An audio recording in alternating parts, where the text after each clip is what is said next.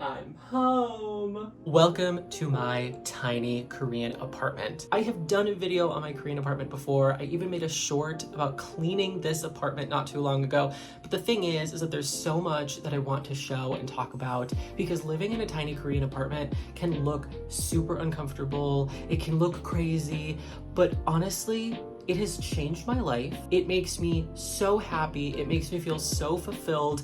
And I've also just learned to live in a very new and exciting way that I want to show with all of you guys. So if you're interested in this content, continue to watch and I will show you what it's like to live in my super cute Korean one-room apartment. So before we truly get started with this video, I need to tell you guys what I am wearing because this hat, this t-shirt, this bag, and these pants, all from Daiso. Everything was $5 or less. I'm obsessed with the place.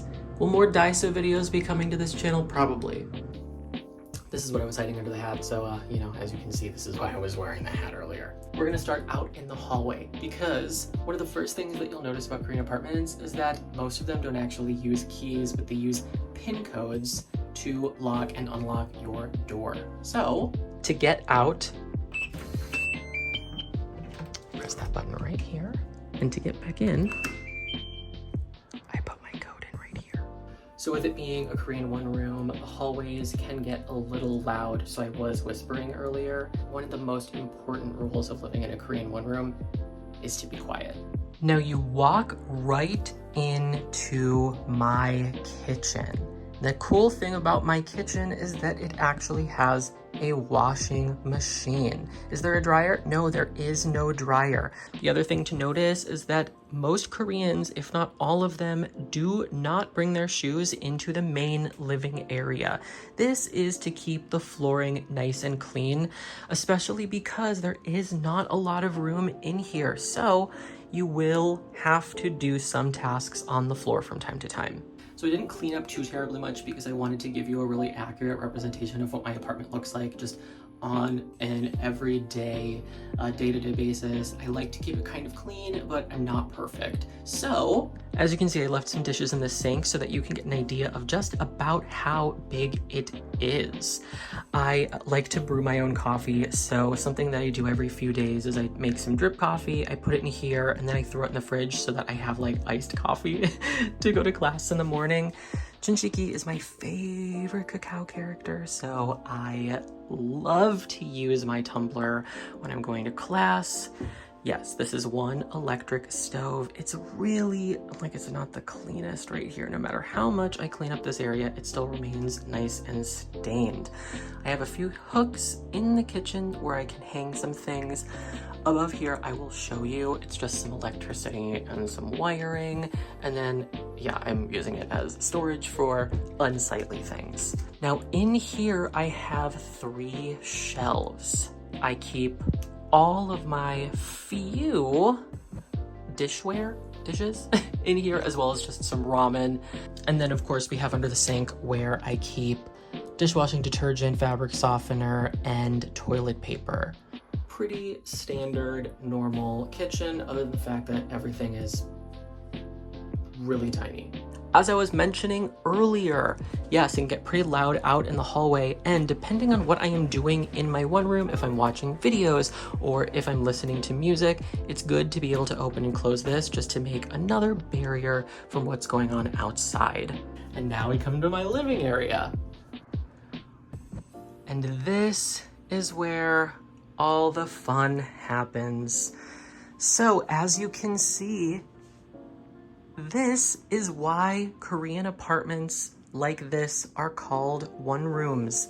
Everything is in one room.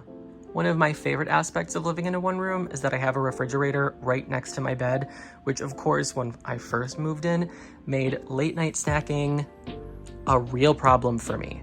This is my desk, and with limited space, I keep my suitcase underneath it. At first, it was a little uncomfortable, but you get used to it. If you don't know, I am a makeup artist as well, so I was cleaning some of my brushes. They're sitting out to dry.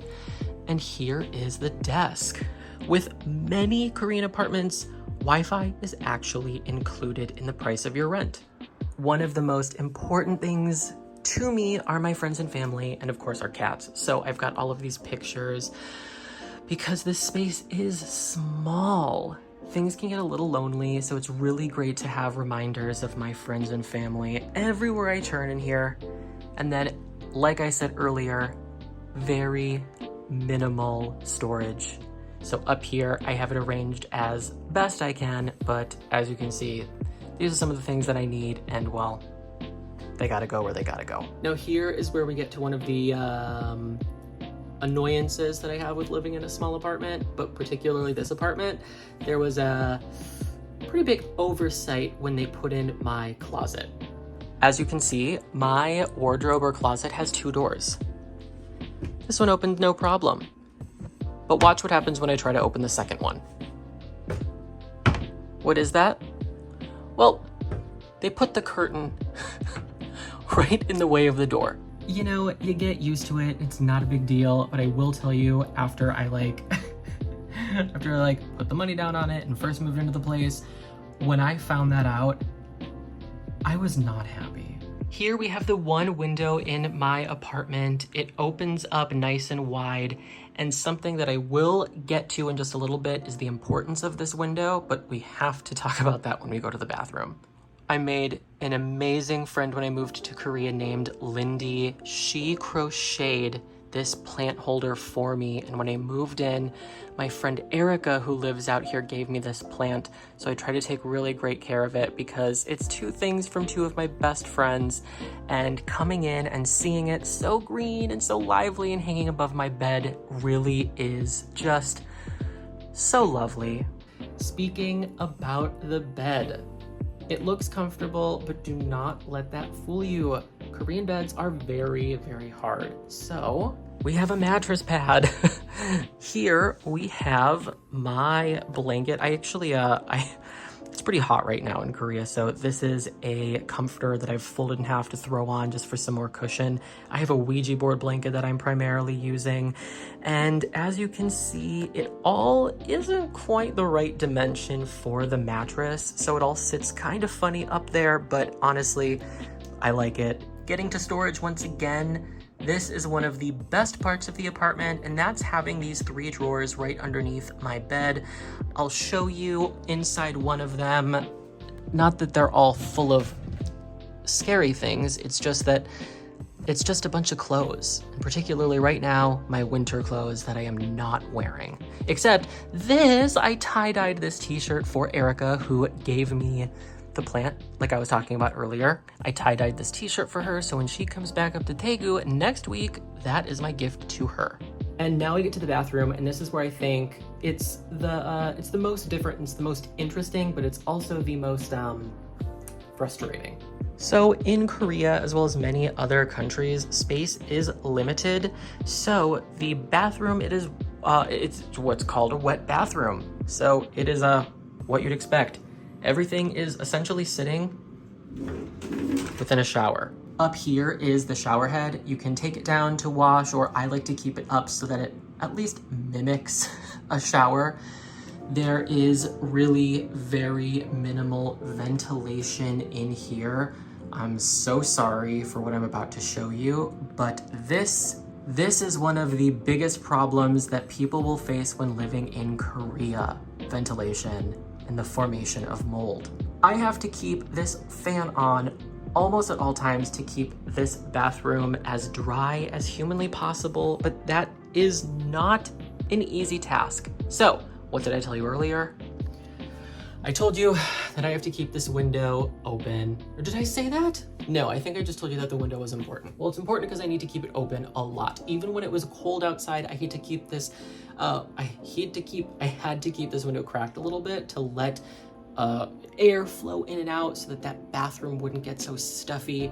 If you know, you know, but nothing is worse than coming back to your Korean apartment or any apartment that doesn't have good circulation, just having that like chemically, showery, soapy, but also like humid, moldy, wet smell just lingering. It gets into your clothes and it gets into your bed sheets, and so that's one of the biggest downsides. So how much does a place like this cost? Well, it costs me about 250,000 Korean won, which is about $190 a month.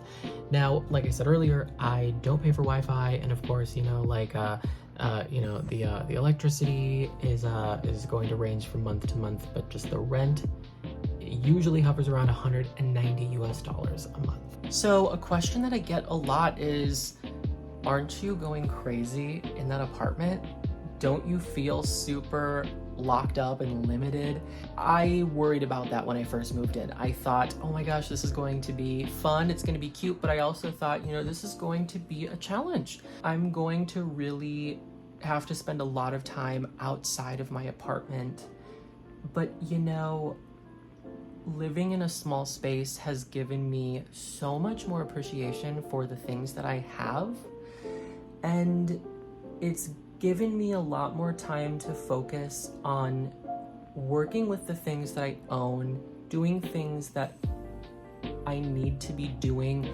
I'm realizing that I don't need as much stuff, and that so many of the things that I own have multiple uses and purposes.